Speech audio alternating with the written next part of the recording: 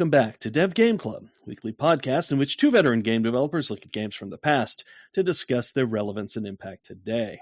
I'm Brett Duville, and I'm joined as always by my co-host, a man who has given me 1 hour of podcasting to decide whether I want marriage or death. Tim Longo. Yep, we got to get this done in 60 minutes, or we have to restart the whole thing. The whole thing. Do it all over again. Do it all over again. Then see what we did wrong. Yep. Do you ever wish you could rewind time? So we are doing a little series on rotoscoped games, and we're going to play a few. Where the aim is not necessarily to finish any of these games, although I might circle back to ask if you finished the first one, but to instead sample them, talk a little bit about their design, whether rotoscoping, what rotoscoping adds to their game. But it's really just kind of a loose theme to pick up some older games that maybe don't have tons of meat on them to discuss over multiple weeks, but are worth discussing in their own right. So it was a nice hook that I think came from the Discord, if I'm not mistaken. So, yeah. Anyway, so what are we turning to, Tim? We're turning to Prince of Persia, the original, 1989, I believe. Though there are many ports of this that came out in 90 as well. So yeah, the DOS listed both. The DOS version we're playing, it came out in 90 and has better colors and things like that, for sure. Yeah. Because it was originally an Apple II game, so no colors. Good point. Okay. Yeah. I can still remember getting my four color video card for my 386 machine, and my dad and I installing it into that MS-DOS machine and getting four colors. It was a really magical day. Yeah, I mean, that's about as many colors as you need, although apparently one of them is blonde, which is a strange choice. What the hell? For a Persian. I suspect that that Mechner was maybe not doing the color choices. I'm sure that was handed down from Broderbund. Let's talk about 1989 in video games, and we'll talk a little bit about Broderbund. We'll finish up with Jordan Mechner. So 1989 in games, we played one for the cast. Populous. Yep, Populous. Yep. And it's the origin of the Game Boy, the original Game Boy. That's my understanding. Right. Game Boy, which then comes with Super Mario Land, which would have come out at the same time. Of course, Tetris, Ghosts and Goblins. I'm thinking, just kind of looking through. Ghosts and Goblins on the Sega side, so to kind of give some contrasting. Golden Axe as well. Notable ones. And then Phantasy Star was happening, 1 and 2, but looks like 2 came out on Sega. Some Shinobi stuff was happening as well, sequel, but some ports. SimCity, which we haven't played the original SimCity, but we played SimCity 2000, I think is what we played. So the original SimCity came out this year. Let's see. Yeah, but the Game Boy is really one of the most notable ones. On the NES, another one to mention close to my heart, the Teenage Mutant Ninja Turtles game. As far as like PC stuff, Ultima 3 Exodus, which was a game that I loved, I would mention, kind of to give set sort of like RPGs on the PC in their era. Return to form after Ultima 2, of which I am not a fan. So didn't play. Yeah, I actually picked it up at 3. So yeah, 1 is good. 3 is good. 2 is very not good. Very not good. Okay. And then 4 is a masterpiece. So it's not an evens and odds thing, like the Star Trek movies. Right. Yeah, exactly. Yeah, that does track. Final Fantasy wise, it was 2 came out this year for people to give you again kind of a sense of where things are at. The actual 2, not the actual 2, not 4-2. Right. Yes, that's correct. Yes. And then so I think those are the probably the notable ones to mention. Again, Populous being the only one we've played at this particular one, but the Game Boy coming out, and of course we played Pokemon, but the Game Boy coming out is really sets it in its time. And I think it's also applicable to this conversation, especially with where Mario is at this point, this game. And we talked a little bit about it with Another World, but this one being much more of a platformer and much more actiony. But then with the rotoscope, filter put on top of that, it does, I think, change things quite a bit. Also mentioned Castlevania 3, Dracula's Curse, as I'm looking at this list too. Maybe to give another sort of like what kinds of platformers were being played. Because, yeah, I mean, this one was, they did do an NES port eventually. Now I'm going over to sort of the Prince specific stuff. And they did port it to kind of every sort of PC or Mac that you could at the time. But it wasn't ever really known, though it was on many consoles over the years. It was never really known as a console, the original at least, as a console game. It was very much a PC and Mac game or Apple game. And I think that's where Broderbund comes in as well, in that we did probably talk about Broderbund some with Myst, as they ended up being the publisher for that. But, Carmen Sandiego, they did a lot of edutainment stuff. Even like Print Shop, which was for us olds, like a significant thing. The concept. They're probably the first publisher I actually remember. When I was looking at the list of titles, I was like, oh yeah, on the Apple II, I played all of these.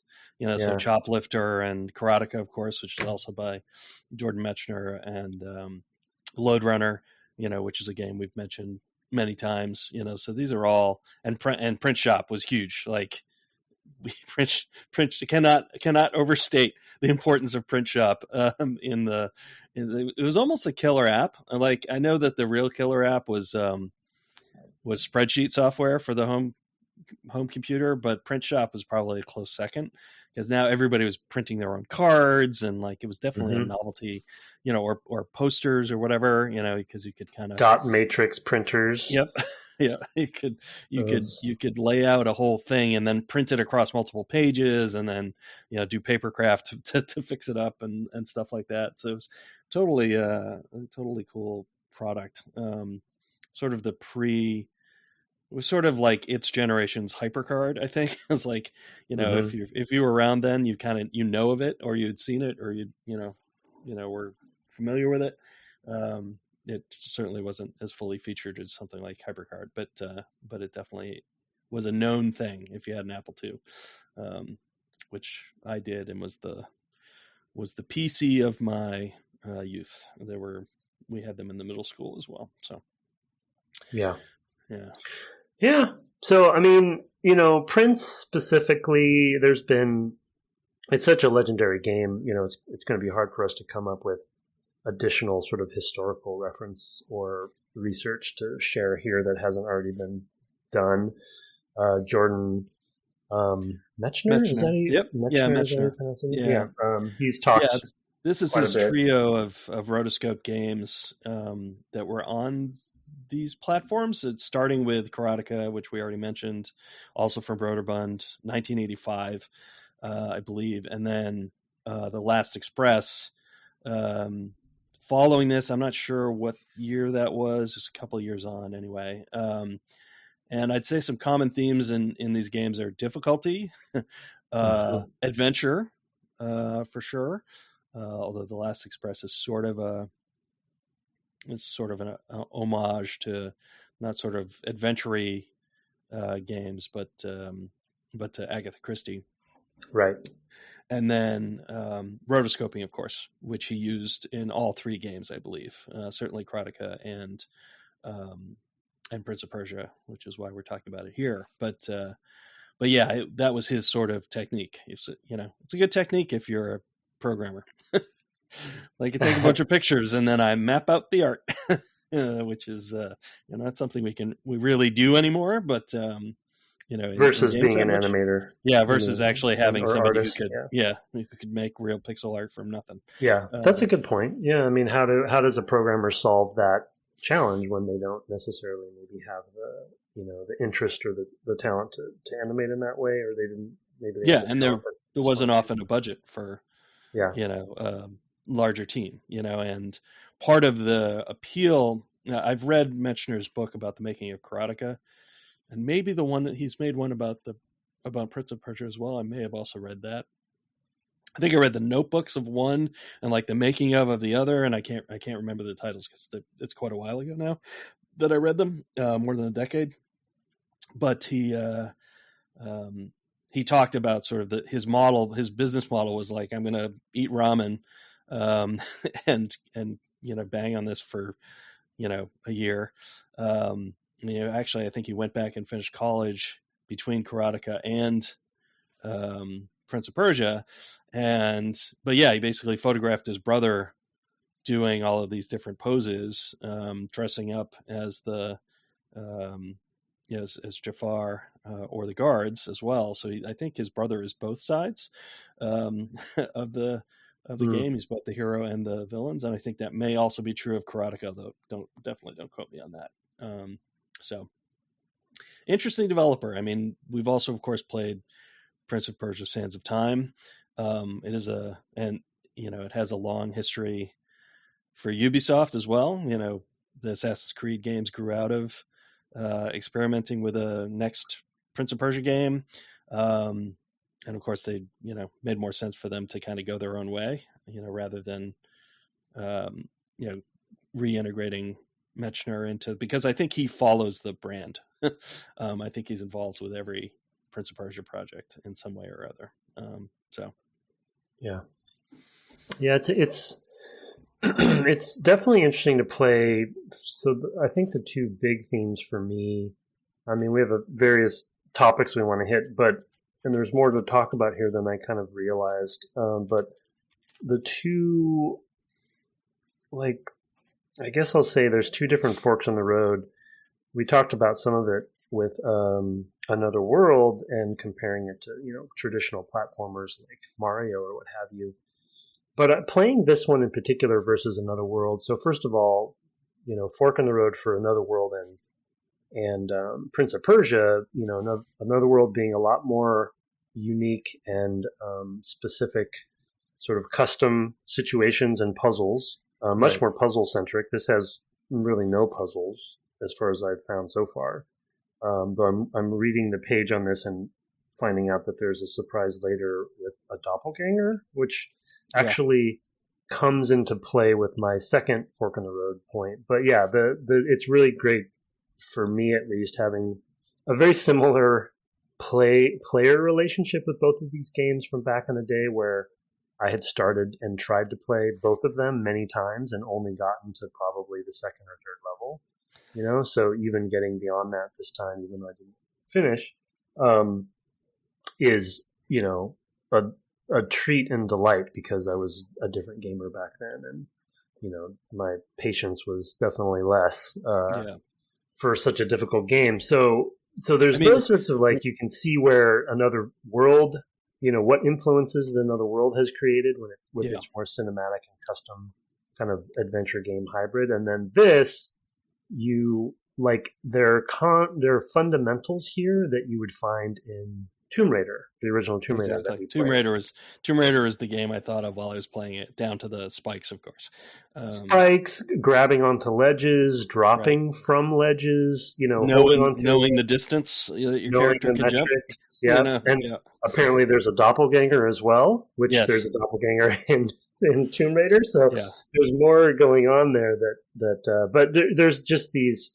The concept of running and jumping versus standing and jumping, the concept of walking to a ledge and holding a button, which I think in Tomb Raider's case is also shift, so you don't fall down, turning around and then dropping down on a ledge, all of these sorts of fundamentals before Sands of Time came out, long before Sands of Time came out. So this was 89, Tomb Raider was 96, I think. And of course, a 3D, and this is also very tile based and metric based, which Tomb Raider is, I think, the original Tomb Raider is also a really good example of very discrete, clear metrics based on, the cube kind of structure of the world, which incidentally, by the way, the remasters for 1, 2, and 3 just came out. Oh, cool. So, yeah. Was not aware. Yeah. Worth noting that there's also a new Prince of Persia game that just came out. Yeah, 2 months doing ago, well. maybe in December, I think. The Metroidvania. A lot of people had it in the discussion for their game of the year. Like that level of good. If it was that long ago, maybe it didn't even come out till this year. I feel like it's a month. Yeah. Yeah, it feels like it's not even that long. I've heard good things. I guess I heard about it on Triple Click. So maybe it was even in January. So maybe it's still up for Game of the Year. I feel maybe that's what they said. Oh, if this had come out last year, it's possible that's what I'm remembering. It was so close. I hope it doesn't get forgotten come next December, because January is a long way from December, especially as long as years feel these days. So this, I mean, one of the things you said about about Another World was it was very much a yes game, and this feels like a crunchier, more systemic, very discretized game. Like every movement is discrete. And that's maybe the thing that its descendants have lost, because of course from Sands of Time on it was more about being really fluid. I think the sort of lamented, I want to say around 2000 Prince of Persia game that's not well regarded, just called Prince of Persia 3D, maybe didn't find that next evolution, and maybe tried to hew too closely to the original model or something like that. Not a game I played very much of when it came out. I think I played the demo and said I'm maybe gonna give this one a miss, because I don't think it was. I remember it not being reviewed particularly well, and it's not one of the ones people look back on fondly. So it was the Ultima 2 of its series, I guess. Right. There was a sequel to this one, though, right? There was a Prince of Persia 2. Similar, yeah. I mean, it's not. Yeah, definitely not a fluid game, unless you really know what you're doing. But it's meant to be punishing. It's also mechanically much richer than I remember it being too, as far as like all the different possible things that you could do at any given point. And I do think they lean into that with the level design that is, very, I guess I'll call it tile based. There's components that they mix and match and put together. So I don't know how they built the game exactly, the world for the game exactly, but because of the rotoscoping aspect of it, not to just dive right into that, but the precision that is needed to succeed at this game. I mean, you mentioned how you're playing it, which is not how I'm playing it, and so for me, it ends up being a lot of dying and a lot of replaying and a lot of trial and error.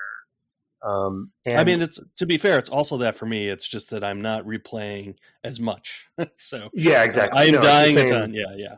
So right. we should talk about that. We both got this off of abandonware sites, and are playing via DOSBox. But I went out and found a DOSBox because when I sat down to play it, I was like, I will never play more than a level or so of this without some help of some kind. I went and found a DOSBox that had a save state, a single save state, nothing, no rewind, nothing complicated, but it's just like you can save here. So I found myself save scumming through the game, so I could see more of it. And I got up to level 8 as a result. But a lot of it was learning, just redoing. I'm thinking of level 3 now, and like the number of times I did a sequence of jumps and exactly jumping to miss this thing, to jump over that, and then get to the end and jump and then miss the jump every time, until I realized, because of the sort of discrete nature of the actions, the verbs, I actually needed to input another key at just the right time. And if you do it too soon, it stops you. And so it's very rewarding to execute these things, but it's also very difficult. And I started on a laptop keyboard, which doesn't have the number keys and the separate number pad, and it was unplayable because I'm playing on a laptop. Yeah, well, I mean, I'm still playing on a laptop. I just got a physical keyboard, a USB keyboard. Oh, got it. Yeah, that has a number pad, so that I could do that. But there are definitely times where I'm like, do I want? Am I sure I'm going the right direction? Do I want to use my save point here? Do I need to like push my luck further? So like the amount of replay I did varied pretty heavily until I learned a level and figured out. So you just get one save state? Correct. Yeah, one save state. So that's a whole nother meta game then. Yeah. Oh yeah, there's definitely a lot of like, have I? There's a lot of have I gone the right direction? It's like playing any other game where it's like I've been playing what's it called, Plague Tale, the first Plague Tale game, and there's a lot of cases where I'm like, well, I think I'm supposed to go that way, but I should also go this way to make sure if there's any resources. So this feels like that, but without any resources, really. I mean, there are resources in the game. Maybe we need to talk about that a little bit, but fundamentally, it's more about trying to explore enough from the starting point of the level to understand in what order I need to do things to complete the goal. The structure of the game is really fascinating. You mentioned in the intro, the time limit. And so I'm not playing with save states. I did just find out that there's a cheat for the time thing, but I have yet to use it actually. So I'm on level 4 playing through, I guess I'll say as intended. But it's such a weird, I mean, it's sort of like, we talked about this with Another World and maybe some others recently, it feels like I'm learning to speedrun a game. Yeah. When I don't typically do that with my time. And I know that there are a lot of people that do and love doing that, but it is because of that timer, and I've run out of that timer a few times. And we should specify, by the way, that there's 60 minutes to finish the game if you don't know about this game. And when you die, the timer keeps going. Yeah, per my intro, you have an hour in which the vizier has imprisoned the princess. The vizier Jafar has imprisoned the princess, and at the end of that hour, she either needs to agree to marry him, thus granting him the kingdom, I guess, or choose death. So you, as the prince, are there to rescue her. And you're put in the dungeon. The dungeon, and you're getting out of it. And there's an hourglass right away, which I'd forgotten about, and it's like, okay, Sands of Time, interesting. There's some stuff going on. And there's, Brett has created his own sort of time control a little bit with the save state thing, but there are definitely, we didn't get to find out from playing Prince of, Sands of Time how that exactly came about, that idea, but there's definitely times in this game when I would love to just rewind time. And I wonder if the time rewind mechanic. Yeah. I think it was probably a response to people wanted the challenge that this game affords, but they didn't want to have to replay everything a million times. And being able to rewind when you failed, gave you that opportunity. I mean, I think it was as simple as that. And not, for sure. Yeah. Well, more of like like the revelation moment is kind of what I'm talking about. It was like, oh, okay, what if we did this?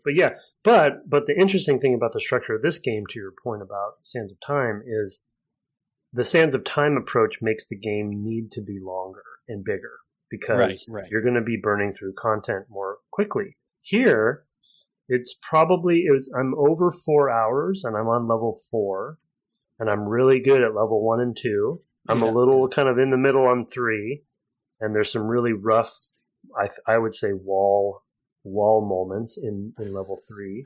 Yes. That's the worst of it by far so far.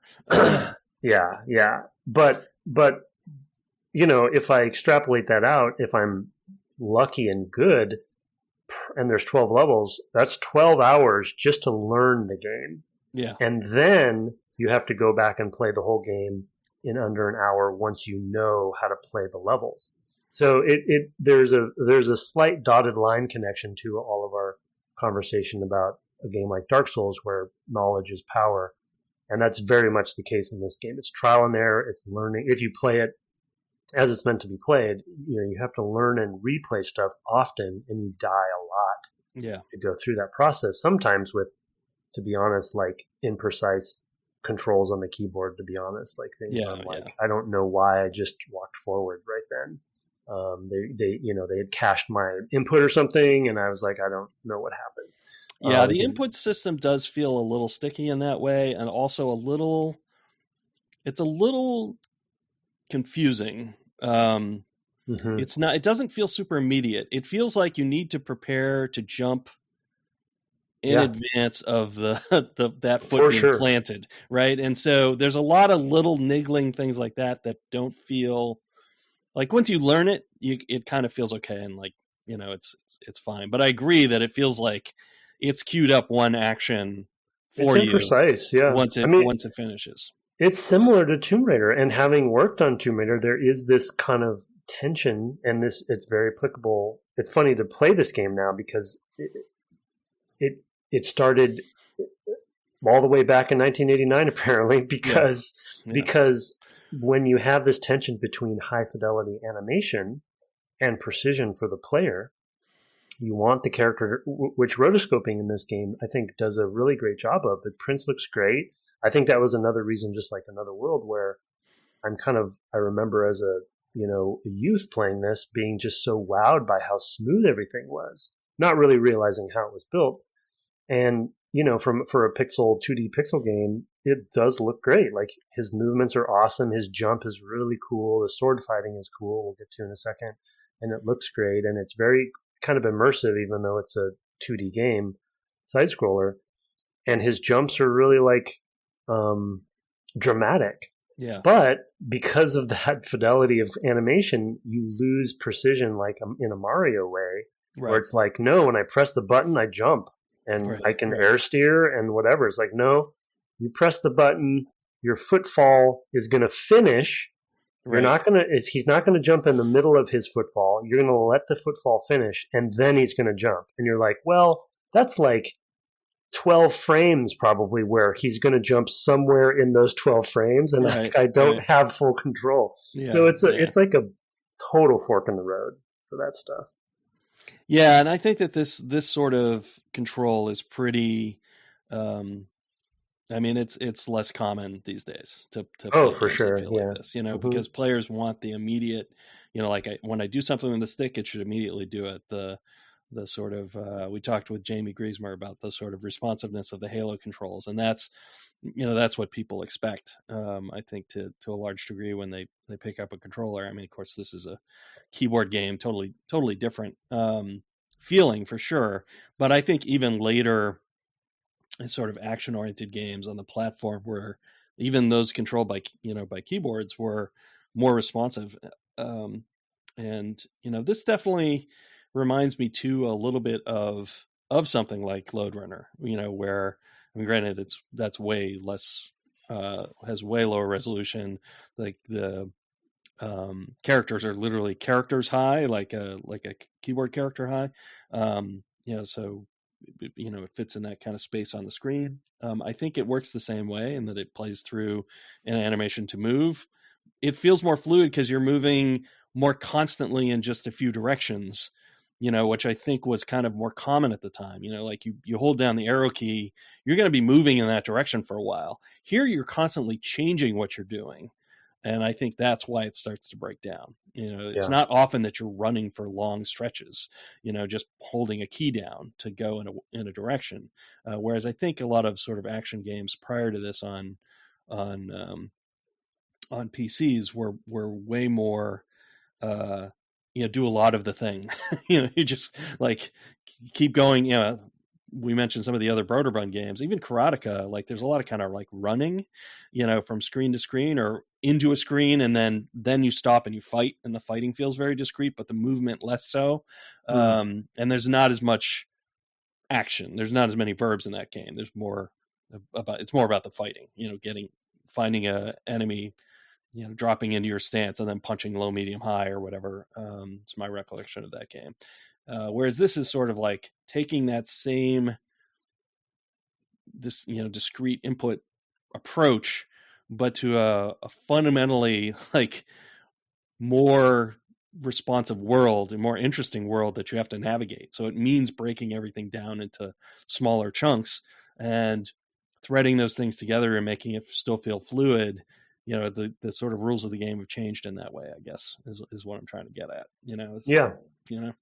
Well, it's such a huge, I think one reason, because I still am enjoying the game. It's just a very punishing game. Yeah. And it's just a very,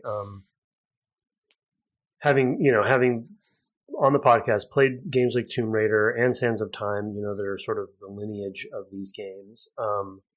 It's and both handling these problems in different ways as well, the two of them in the 3-dimensional, and then also playing Mario 64, right, which we talked about, the sort of fork in the road between 64 and Tomb Raider. But this game is such a great example of the distillation of that problem of, not problem, but when you commit to those sorts of goals, you are making important design decisions then about how the game is going to play. And I think at the time, maybe Jordan and the team knew that as they were working on the game, but at the time, I don't think we really fully grokked. Like, we just wanted cool looking animation, right? We wanted things to look neat and fluid and realistic. But by doing that, keep in mind, Jordan was the team. Yeah, sure. Okay, fair enough. Yeah. So there's also that, right? I think that, that when you are looking at a one-man band like that, I think you literally you make the decisions that make sense. Yeah, you have to kind of do what works, what you can do, and what you're able to do. And I think he probably had this vision for, making this, I'm sure he was inspired by 1001 Nights. This like hour deadline is very similar to Scheherazade story. I think that's one night in her case, obviously, because it's 1001 Nights. But the sort of approach here to, like, I want to have this kind of adventure, like, Seventh Voyage of Sinbad and what have you, kind of feel, but all set in this one location. I think, just lent him to, okay, well, how could I do that? Well, I know how to do rotoscoping, let's get my brother out there and take some more photos, some more contact sheets and map him out. And then let's see what we can build around that movement, and I think you kind of like, you iterate into this solution as much as you would iterate into a solution today. Yeah. And it's not, I'm definitely not criticizing. It's more of just, my point is more about like, how many years it takes us to get to a point where we realize that the visual goals and fidelity that we have, in this case, animation, and the connection that has to your design decisions, and that they're not different. They're all intertwined. Yeah. And I'll distill it down to one very, very specific tiny example in the game. If you are standing still and you just press up to jump straight up on a standing, on a floor, when you land, because of the rotoscoping, you will move forward a slight bit. Yep. And so if you are on the edge of something and you accidentally or intentionally jump straight up, when you land down, you will fall off that ledge. Right. And from a like a mechanics design perspective, that's insane. Yeah. That's like, no, you would never do that. But that's, again, not intentional. Maybe it was intentional. Let's assume it was intentional. But it's a design decision, right? It's like, you're telling the player now that when you're standing on a ledge, you better not jump straight up for any reason, because you won't be able to recover. And so it's just, I just love that stuff. I love that you can see how, or like we said, a running jump is just glorious to watch. And you feel like, as far as achieving the goal of feeling like you're in 1001 Nights or whatever, Arabian Nights as that it feels swashbuckling. I think he's spoken about, the Errol Flynn influence and just kind of that Indiana Jones influence and those sorts of those sorts of adventurers. And it feels that way when you make that jump, like the jump you mentioned on level 3 that I think a lot of people and both of us got stuck on. Yeah, wall mission type area. Yeah, but when you finally do it and you grab the ledge, and the only way you can do it is to grab the ledge, you can't actually, foot to foot. It feels really great, and you pull yourself up right in the nick of time to get through the gate. Yeah, it's a Raiders reaching back for the hat moment, for sure. I mean, one of the things I would also say is that kind of action is character, and in games especially, and because I mean, basically what it means for the prince is he's committed to all of his actions, right? I mean, that kind of comes through in the character, right? He's not the guy who jumps up and thinks better of it and lets go. No, he's going up. I'm up is where I'm going. So he's not going to come back down and step off the ledge because he wouldn't do that. That's not who he is, I think comes through. I mean, whether that part of it is intentional, I think it is nonetheless how I get a sense of the character is, how he controls in that way, so. Well, and I mean, I think it's a good point because if you've committed to the game, which I don't know, I would love to know. There's no way we'd ever get the statistic, but in the history of this game, I would love to know how many people finished it in its true form. Yeah, but it would be a great thing to know, like in some sort of magical land.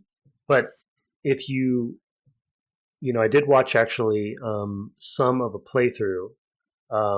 It's actually because of that jump, that level 3 jump. I was like, am I missing something? So I did look that up, and I watched a bit of a playthrough.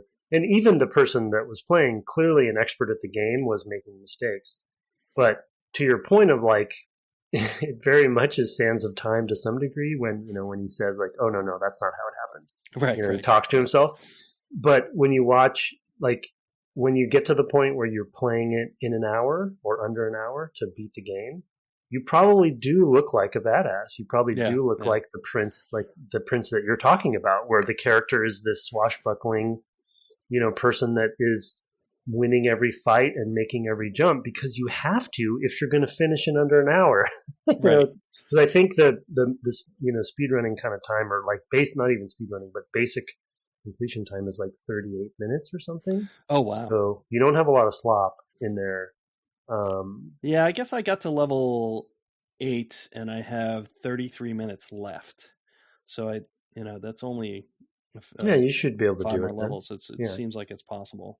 I think it's around that. I'm definitely more than halfway and I have more than half the time left. Of course, with a save state, it's I just do things again and again until I'm like, okay, I did the right thing there. You've created Sands of Time inside the original Prince of Persia. I wish I had the rewind. I wish I had the. You're close though. It didn't happen that way. I'm going to Exactly. Yeah.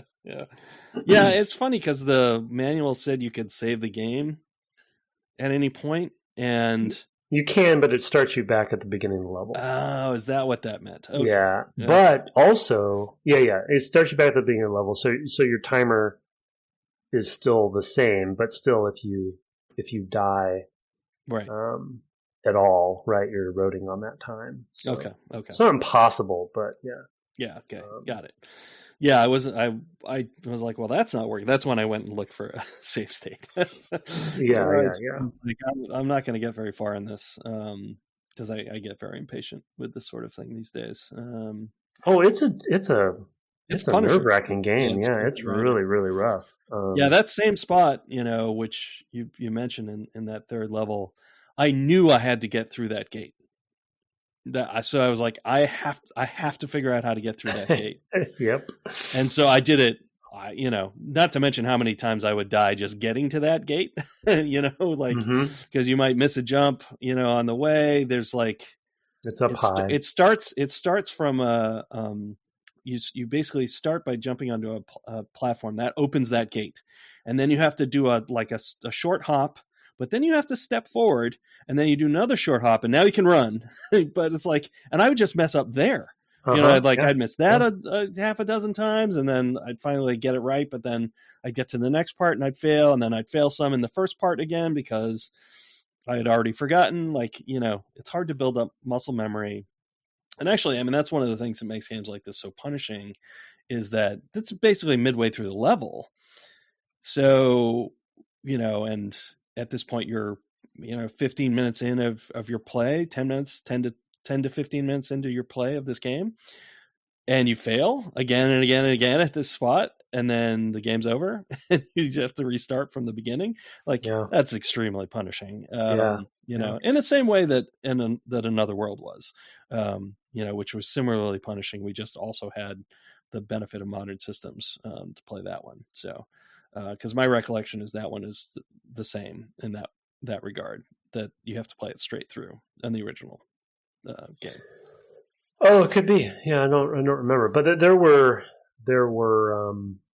checkpoints essentially in that game. Right.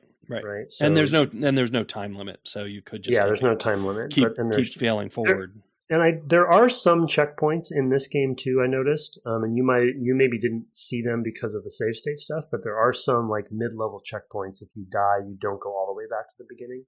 Oh, so okay. You eat the time, of course, if you don't reload. But so they thought a little bit about that, but it's not enough by any means. It's they're meaning to. Again, for me, it's like it's over 4 hours, and I'm very close to the end of level 4, playing it through kind of, again, quote unquote, legitimately. But at that rate, it's at least a 12 or 13 hour endeavor for me if I'm going to learn all the levels and to play 45 minutes of game. Yeah, exactly. To go back and then hope that I can replay in the amount of time, because I'm definitely going to run out of that time multiple times, right? There is a cheat that I found that I mentioned to Brett in pre-show that is built into the game, where you can start with an argument in the executable to allow you to manipulate the time. So if you want to not have the time limit be a variable, I'm not sure how available that was back then, or if it would have been a thing you would have known. When I played it, as I mentioned last week, I played it, or recently anyway, I played it on PCs in a computer lab. Like I had no manual. I just had the game, and was just trying to figure it out. So I didn't get that far ever. I think I got to level 3, but I probably didn't get past the particular challenge there.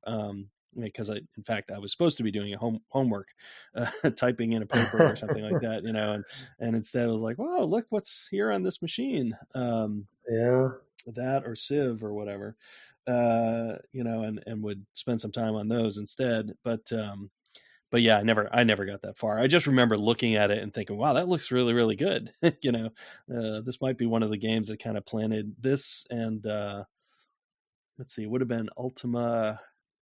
Because it was a few years later. It would have been like Ultima 5 or 6 as well that I was playing at that time, and probably were the games that started me thinking, video games are getting bigger. There's more to them than something like Lode Runner, which is very arcadey, or Choplifter, certainly, to mention other games we've talked about already. Those games are pretty light, although Lode Runner has a surprising amount of depth. To it, despite its sort of apparent simplicity. It's pretty elegant. Has a lot to it. I think this was one of those games at that time that I was seeing and playing and thinking, well, games are really coming along, and then went away from them for another couple of years or whatever. Playing more board and card games after this, but I came back. Planted the seeds well. We should talk a little bit about the combat. I think the combat is actually a really nice feature, a definite improvement for me over Karateka. I don't remember Karateka. Yeah, I feel like you had maybe I'm trying to think. Like, I think you basically had low, middle, and high.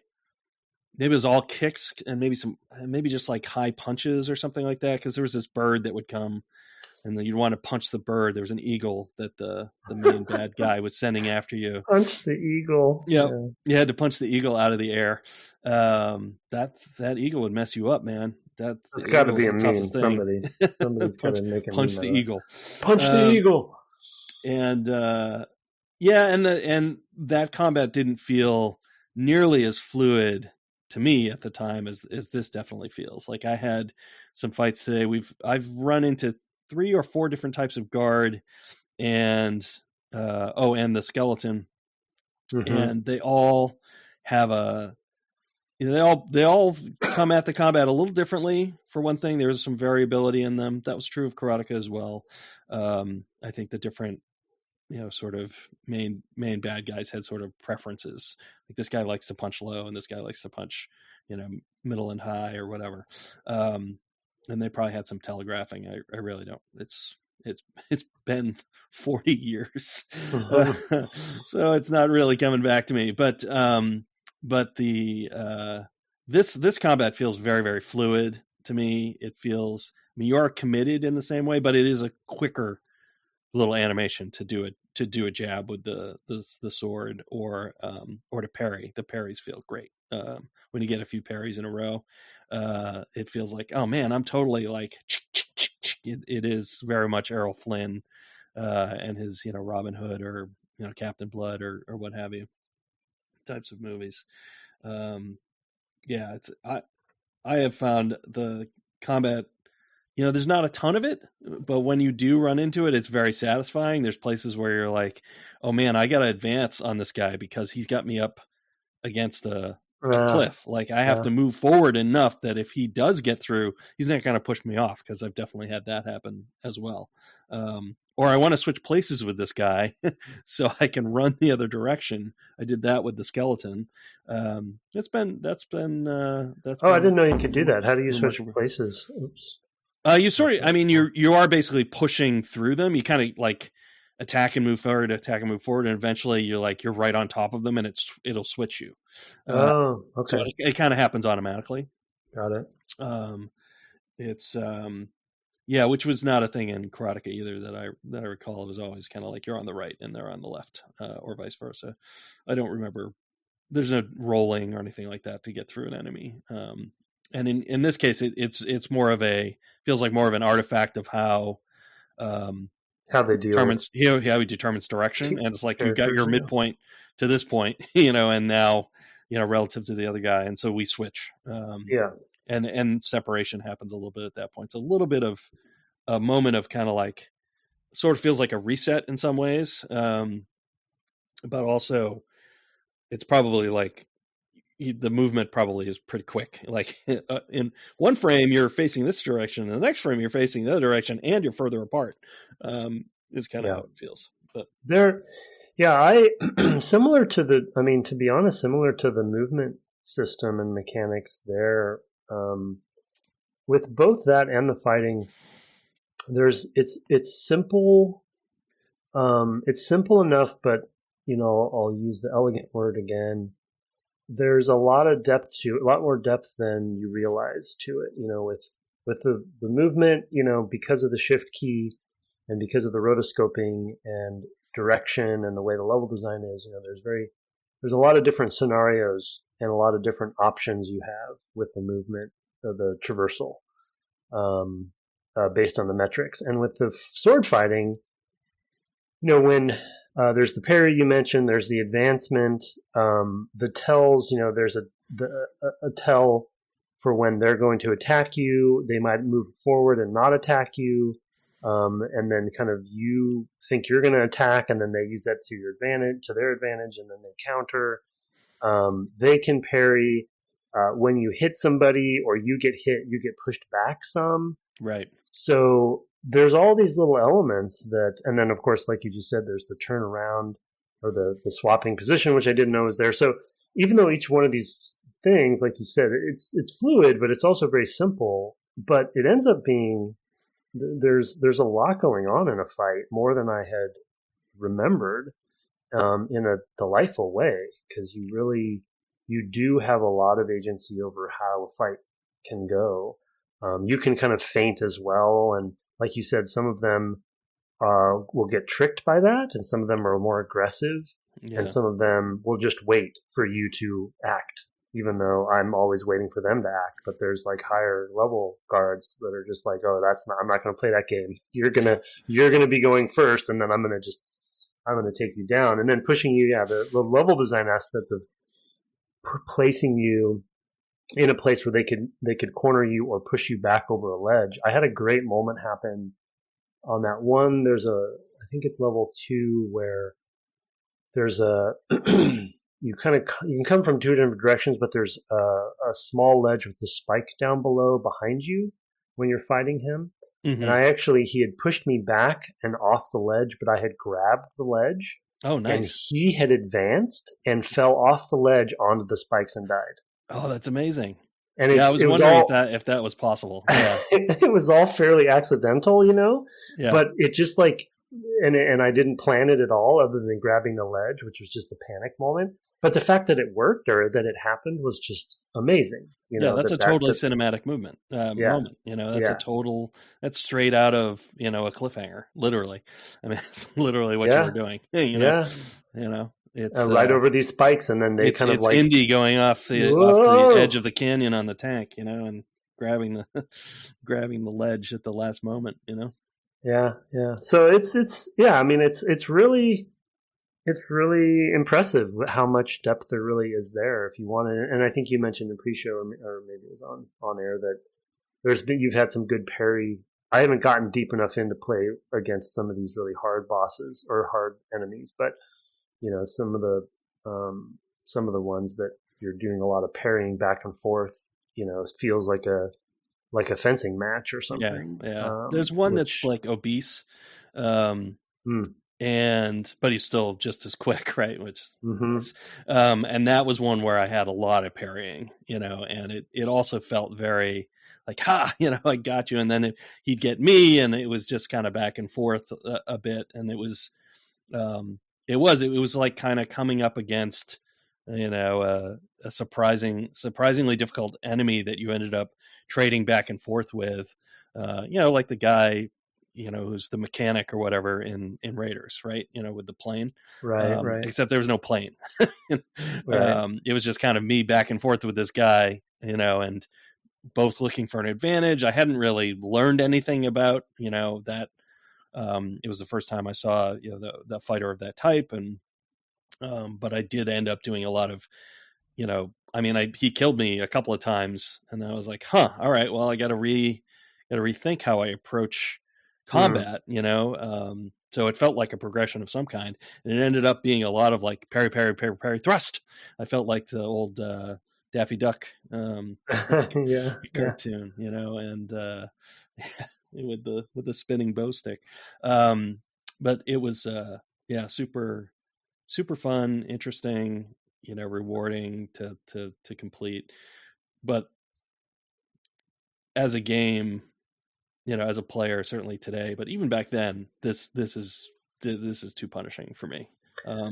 Almost reminds me of some of the more punishing text adventure games, like the mystery ones that I've alluded to in the past, where it's just like the effort you have to put in to get to do everything in those games is like way over the top. And it's for a certain type of player.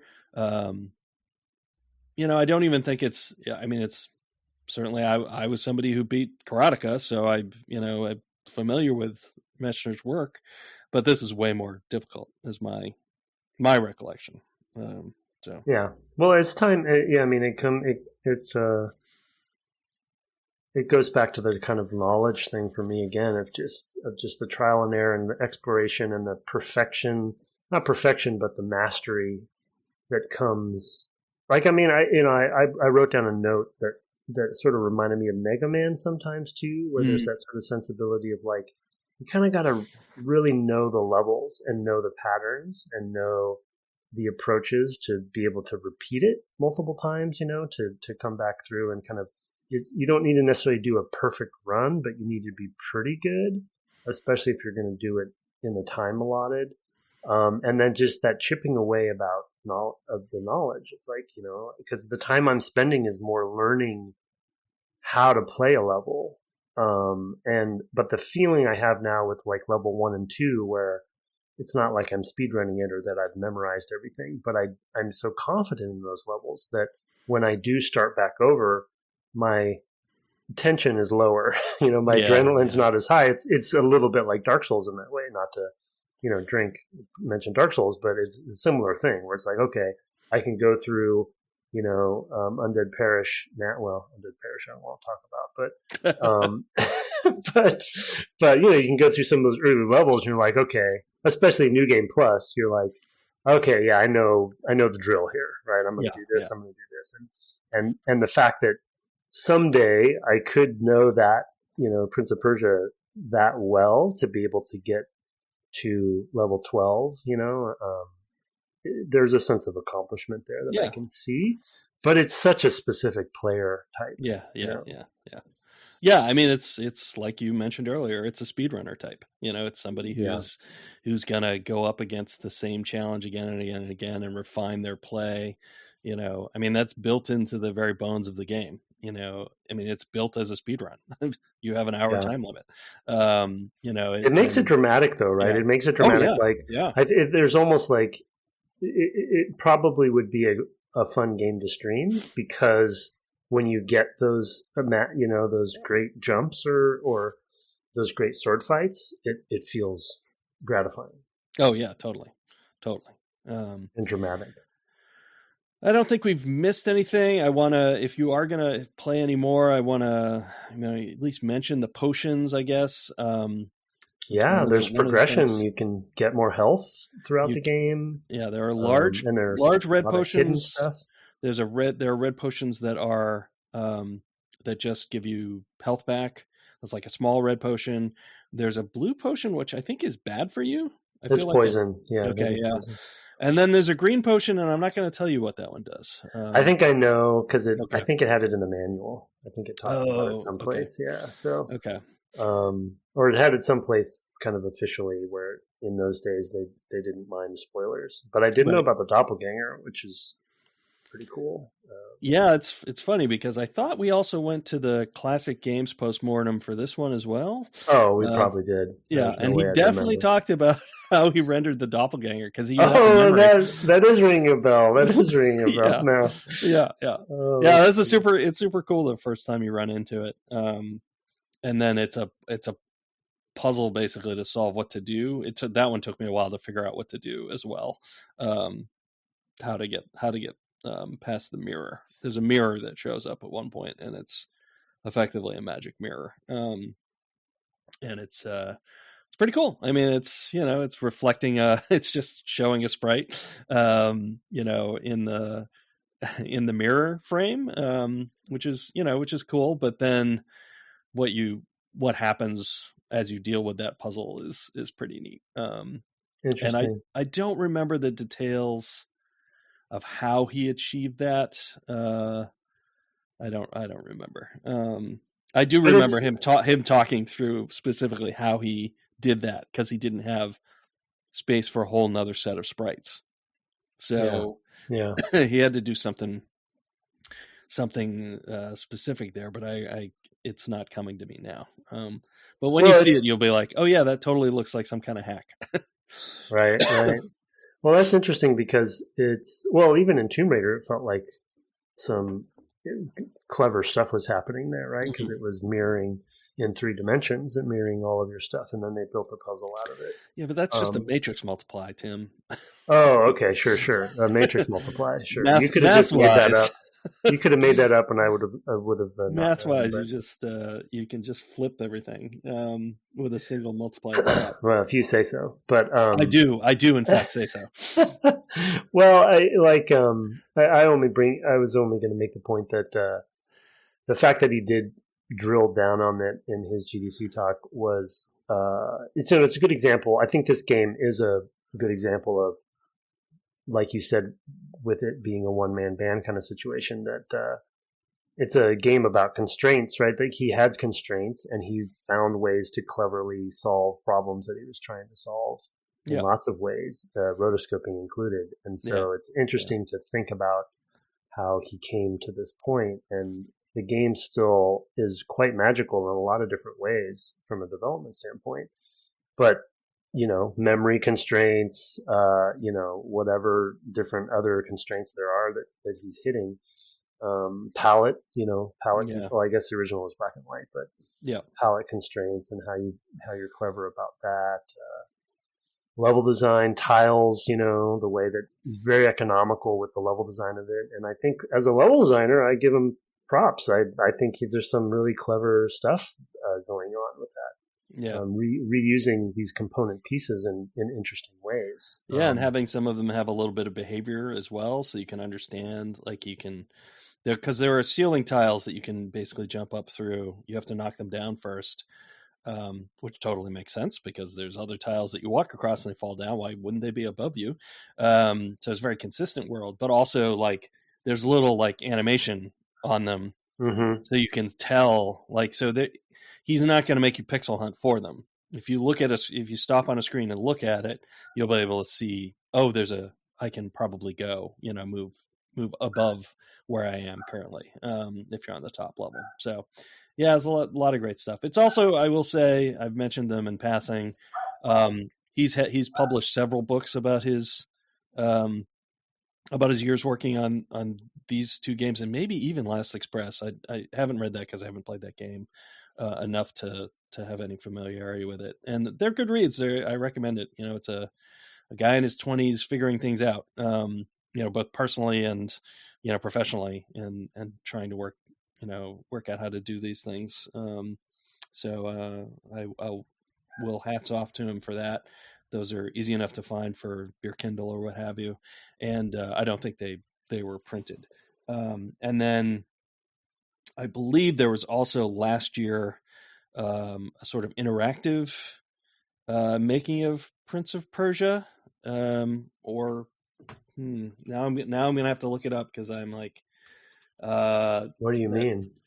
Like that you could buy on Steam and interesting. Okay, but I don't remember if it was making of this or of Karateka now, because I know that it was the making of Karateka. Yes, it was the making of Karateka. Actually, there was a making of Karateka game playable documentary last year. So you're playing the game and he's commenting on it or something? No, I think you can. I think you can do more than that, but it's on Steam. You can check it. It's also on Switch and stuff. Composer of the pod, Kirk Hamilton, I think contributed some music to it. Neat. Let's see. Yeah, I'm going to quickly look here. Okay, take your time. Boing, boing. Well, I want to mention too, like you mentioned the different potion mechanics and the fact that there's some progression. We mentioned that the enemy progression, but you threw out the skeleton earlier, and I just want to make sure that we point out for anyone who's not going to play the game, or if you maybe watch it being played, the skeleton's another interesting, I think, clever use of constraints in that, it's similar to the other characters, but it can't be killed. So you have to force it by using one of the other mechanics of pushback by hitting them to get them to fall off of ledges the way that you can be pushed off ledges. So I just wanted to point out that that's another sort of interesting, simple but elegant, design decision to mix things up on you. Cool.